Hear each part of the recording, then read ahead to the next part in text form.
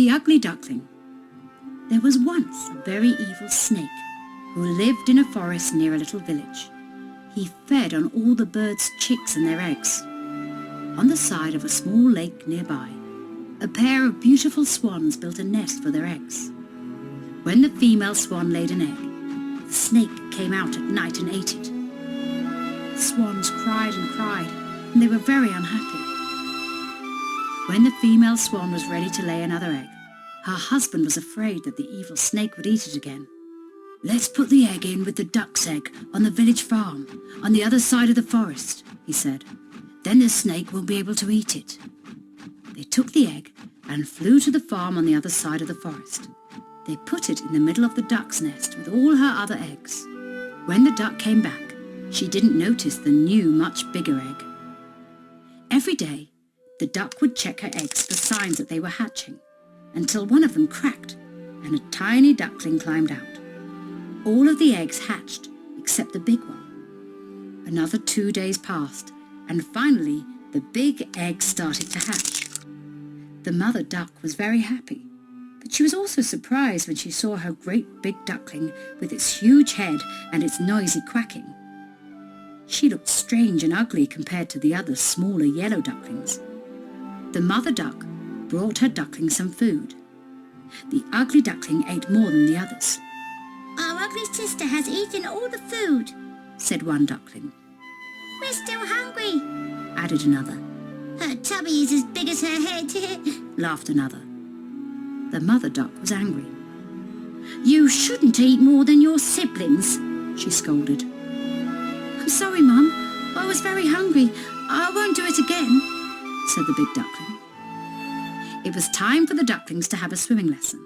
The mother duck took her ducklings to the small pond on the farm, but they were all scared and didn't want to jump into the water. All except the big duckling. She jumped into the water and started diving under, which made her mother proud and her siblings jealous. The mother duck was still unhappy about the way her big duckling looked, but she was glad to see her swimming so well.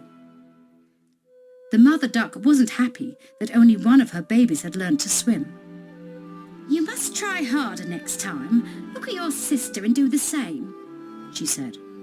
"She was cheating, Mum," said one duckling. "Yes, she was," added another. "No, she wasn't," said the mother duck. The big duckling was very upset because her siblings had called her a liar and because they had started to make fun of her and the way she looked. "I love you so much, Mum, and I love my brothers and sisters, but they don't love me," thought the big duckling. The swan couple, who were watching over their cygnet, felt unhappy to see her feeling so miserable. "What will happen to her now?" said the mother swan. "Oh, don't worry about her. She's a brave girl. Let's keep watching over her, in case she needs our help," said the father swan. But the big duckling had made up her mind. She wanted to go somewhere else where she would be loved. She left the farm at night and walked until she reached the river. Her parents did not see her leaving the farm and started searching for her everywhere. The big duckling saw some wild ducks swimming and diving under the water happily. "Look at this ugly duckling," said one wild duck. "Can I stay and play with you? I don't want to live alone," said the big duckling. "No way! Not with that big head of yours," laughed another wild duck. But one kind wild duck said, "There's a farm over there at the edge of the forest belonging to an old lady. You might like to try your luck there, but be careful to stay away from the hunters," warned the kind duck. "What do you mean, hunters?" asked the big duckling. "They are humans who shoot and kill ducks," said the kind duck. As the kind duck finished her words, they all heard a very loud sound. Bang! Bang! The wild ducks flew everywhere, trying to escape from the hunters and their guns. The big duckling didn't know where to go. She couldn't follow the ducks because they had all disappeared. She had to continue on her own. The big duckling remembered what the kind duck had said about the farm at the edge of the forest. The big duckling walked until she found the farm. She saw the old lady watering the plants. There was a hen and a huge fluffy cat by her side. "Look at this cute duckling," said the lady. The The big duckling was glad that the old lady liked her. She came closer to the lady, but the big cat started chasing her.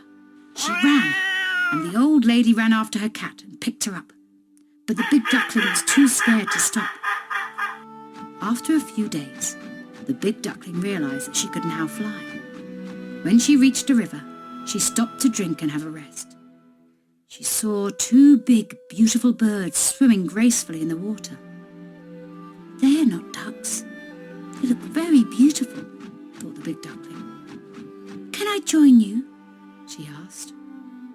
We've been looking for you everywhere, my dear, said the mother swan. The swans came closer and told her the whole story. We have been watching over you since you hatched. We wanted to tell you who we are, but then you vanished, said the mother swan. The big duckling looked at her reflection in the water and was surprised to see that she had grown into a very beautiful and graceful swan. She wasn't a duck after all. She had known all along that she wasn't like the other ducklings. She was so happy to have found her parents and to know that they would love and care for her always. Having a family of my own is the best thing in the whole world, thought the beautiful young swan.